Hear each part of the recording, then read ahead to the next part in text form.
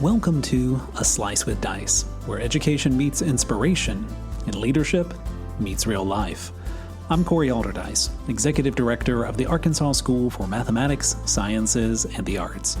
With 2 decades in school leadership, I'll share what I've learned from walking the tightrope between policy and practice, especially when it comes to doing right by gifted students and their futures.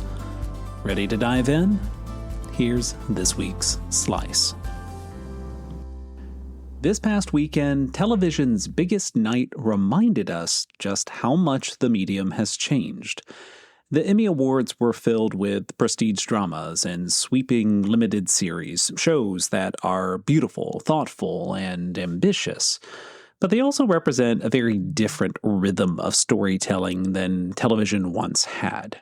Gone are the days when you could drop into a show week after week and immediately get the payoff of its premise.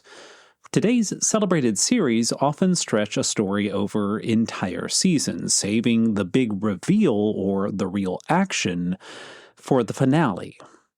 So with that in mind, let's talk about Surf Dracula. You haven't heard of it? Okay, friends, bear with me this week. If you're not familiar with the term, it started as a joke online. Imagine a TV show called Surf Dracula. Back in the day, every week you'd tune in and there'd be Dracula out there on his surfboard, catching waves and battling whatever campy villain showed up that week. No long explanations, no drawn-out backstory, just the premise right there in front of you. But in the era of prestige television, the gag goes, we'd spend an entire season watching Dracula brood in a castle, struggling with his identity, wrestling with the decision to even pick up the surfboard. And only in the finale would he finally paddle out for 5 minutes of surfing. You see, it's a critique of modern storytelling, one that delays the payoff for too long, often leaving the audience waiting for the thing that they were promised in the first place. Now, here's where I think Surf Dracula is worth bringing into a conversation about education. Because schools, especially advanced or college prep programs, sometimes fall into the same trap. How often do students sit through years of prerequisites before they get to the good stuff? They're told, memorize the formulas now because one day in high school you'll get to design an experiment, or drill the grammar rules now because one day in college you'll get to write something creative, or maybe it's do the worksheets now because someday you'll see how this connects to the real world. That's Surf Dracula. The payoff is always just a little out of reach. And yet, think about what really sparks joy in learning. It's when students get to surf, when they're doing something that feels authentic, exciting, and real. That could be running a lab, coding an app, staging a debate, or publishing a piece of writing. Those are the moments where the purpose of the subject is alive, not just hinted at in the distance. When we front load with nothing but setup, we risk losing kids before they ever get the chance to experience what drew us to the subject in the first place. Just like an audience that gives up halfway through the season, students start to wonder if the surfing will ever actually come.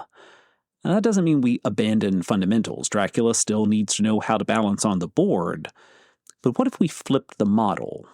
What if students saw the surfboard on day 1? What if they got to catch small waves early, then circle back to the skills and the history that give them context and depth?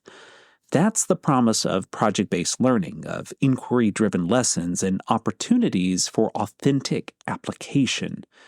It's about refusing to hold the payoff hostage until some far-off finale. And here's another thought. Surf Dracula also speaks to how we frame the whole student experience. Too often, schools tell kids, work hard now so you'll get into college later. Put in the hours today so you'll enjoy success in the future. And that encouragement is fine in moderation, but if the entire story of high school is just set up for a payoff that's years to come, well, it can feel empty. Students deserve moments of joy and purpose along the way, not just at the end of the series. So maybe the challenge for educators is this: don't let your classroom be Surf Dracula. Don't make students wait 8 episodes to finally get to the good part. Let them surf early, surf often, and surf in ways that remind them why learning is worth the ride. Because the best shows and the best classrooms don't just build toward a finale. They deliver something meaningful every week, every lesson, every wave. A Slice with Dice is a production of Aldercube. Thanks for making time to reflect with me. If you're finding value in these episodes, I hope you'll subscribe and help spread the word. Until next week, lead boldly, listen closely, and keep pushing forward. I'll see you then.